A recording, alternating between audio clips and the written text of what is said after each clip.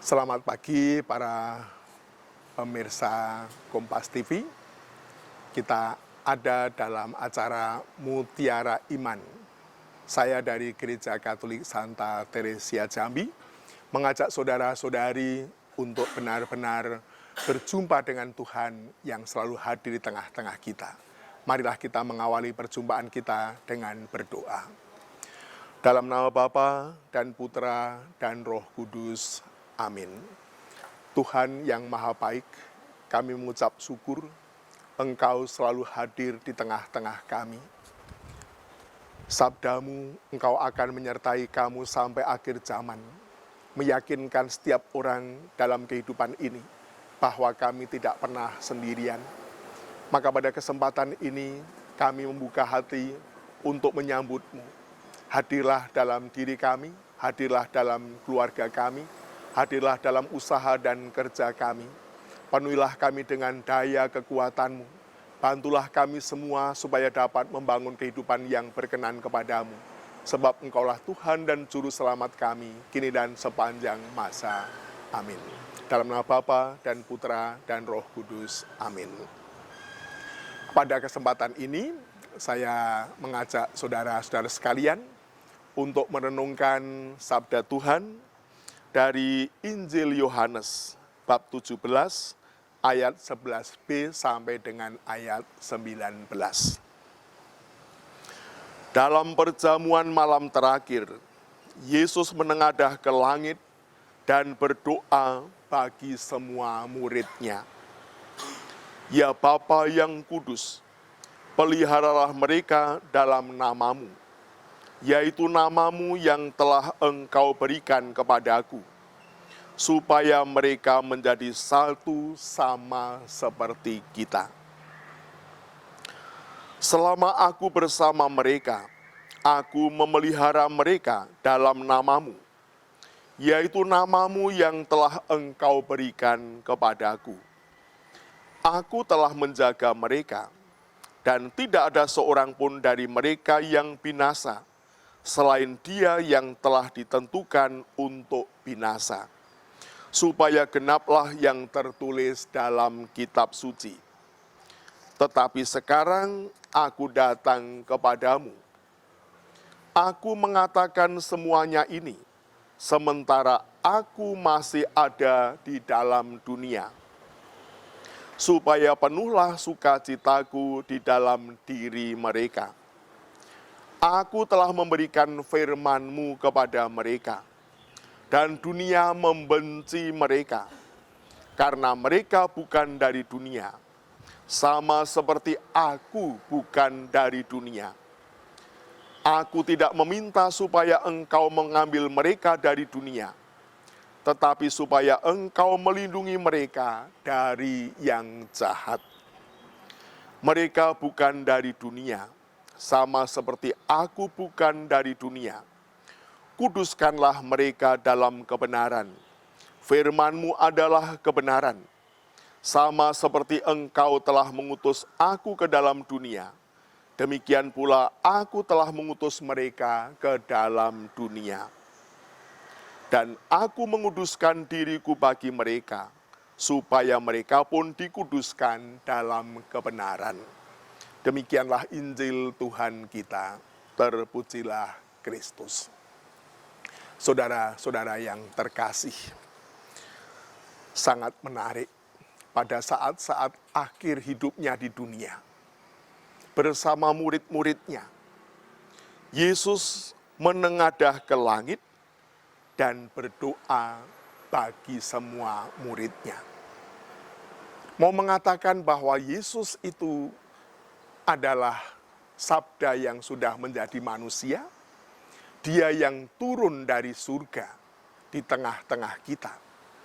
Maka sekarang bersama semua manusia, bagaimana Ia yang mengenal Bapa, mendoakan murid-murid-Nya, berarti juga mendoakan kita, mendoakan keluarga-keluarga kita, mendoakan kita setiap hari. Maka jangan memandang Yesus hanya sebagai Tuhan, sebagai Allah. Dia memang sungguh manusia. Maka lihatlah manusia Yesus yang berasal dari surga ini sekarang selalu mendoakan untuk kita. Maka kalau kita didoakan, kita pun juga perlu bertekun dalam doa. Masih ingat doa yang diajarkan oleh Yesus? Doa Bapa kami. Itu doa dari Yesus sendiri. Diberikan kepada dunia, diberikan kepada kita semua. Bapa kami yang ada di surga, dimuliakanlah namamu, datanglah kerajaanmu, jadilah kehendakmu, di atas bumi seperti di dalam surga.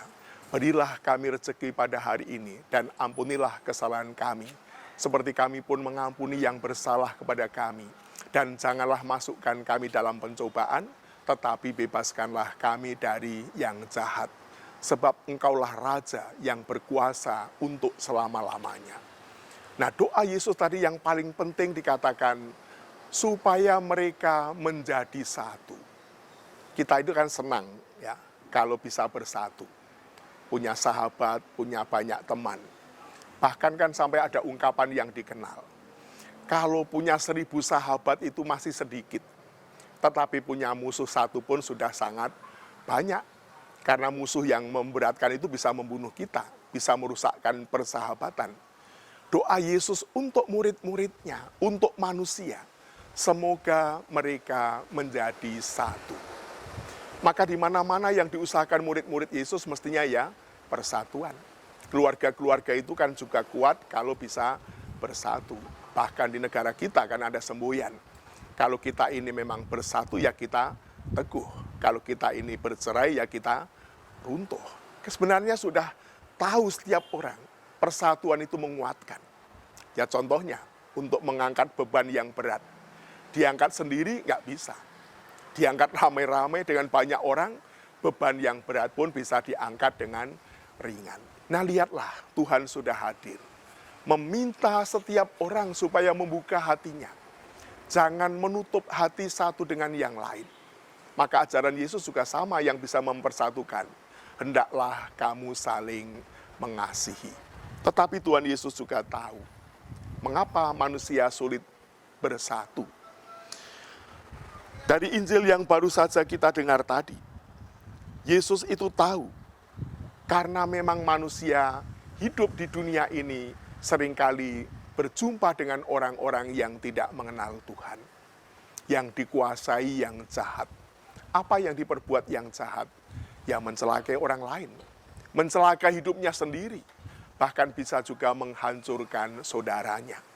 Maka mengapa dalam doa Yesus pun ditegaskan, bebaskanlah kami dari yang jahat. Dan dalam Injil yang baru saja kita dengar, memang Tuhan Yesus tidak meminta murid-muridnya ini untuk diambil dari dunia. Kita kan nggak mau kalau diambil dari dunia, berarti kan meninggal dunia, mati. Ya pada saatnya memang harus meninggalkan dunia. Maka doa Yesus itu dengan tegas mengatakan, supaya engkau, Bapa yang di surga, melindungi mereka dari yang jahat. Itu doa Yesus yang luar biasa. Setiap orang yang percaya kepadanya, didoakan, mohon kepada Bapa, yang memohon adalah Yesus sendiri. Supaya setiap orang itu dilindungi dari yang jahat. Maka mengapa menjadi murid Yesus, menjadi orang yang beriman, sering mendengarkan sabda Tuhan, itu kesempatan baik untuk memperoleh karunia Roh Kudus, untuk memperoleh kekuatan ilahi. Karena hanya dengan kekuatan Tuhan inilah, manusia itu punya daya, punya kekuatan untuk terlindung dari yang jahat. Begitu banyak bangsa yang sudah dihancurkan oleh kejahatan. Begitu banyak perusahaan yang dihancurkan oleh orang-orang yang jahat.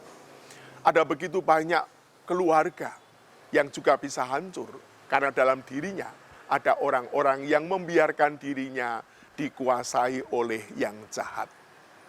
Tetapi Yesus sudah meminta supaya setiap orang itu jangan mau diperbudak, dikuasai oleh yang jahat. Maka Yesus mengatakan, Aku telah memberikan firman-Mu kepada mereka. Firman yang diberikan oleh Yesus ya dirinya sendiri. Karena Tuhan Yesus ini adalah sabda yang sudah menjelma menjadi manusia. Mengikuti Yesus, menerima Dia sebagai Tuhan, percaya kepadanya, itu tanda bahwa kita ini menerima Tuhan sendiri. Maka orang yang beriman, orang yang percaya kepada Tuhan, mendapat karunia Roh Kudus. Roh itulah yang diberikan oleh Yesus. Roh itu juga yang telah memampukan Yesus untuk tidak membalas yang jahat dengan yang jahat. Kita tahu bagaimana orang-orang kan bersikap sangat jahat. Memaki-maki Yesus, mengolok-oloknya, merendahkannya, menganiayanya.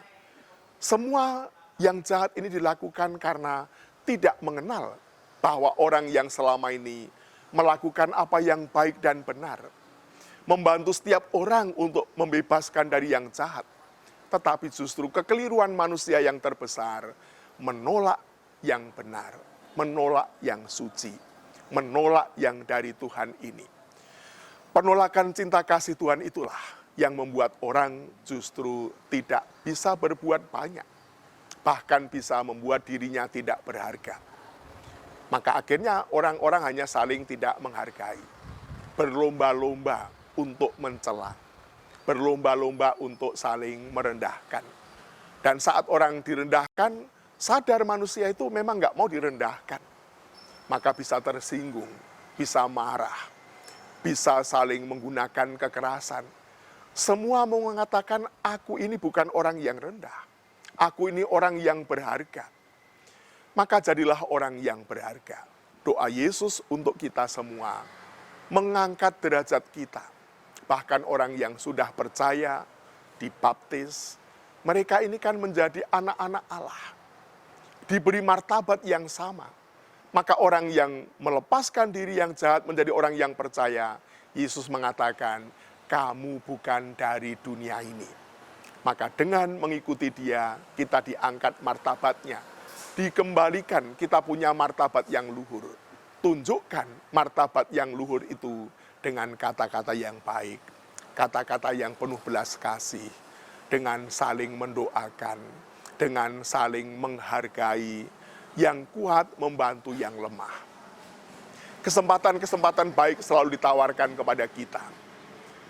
Saat perjumpaan-perjumpaan dengan sesama, bagaimana kita ini bisa saling membantu, saling memberi.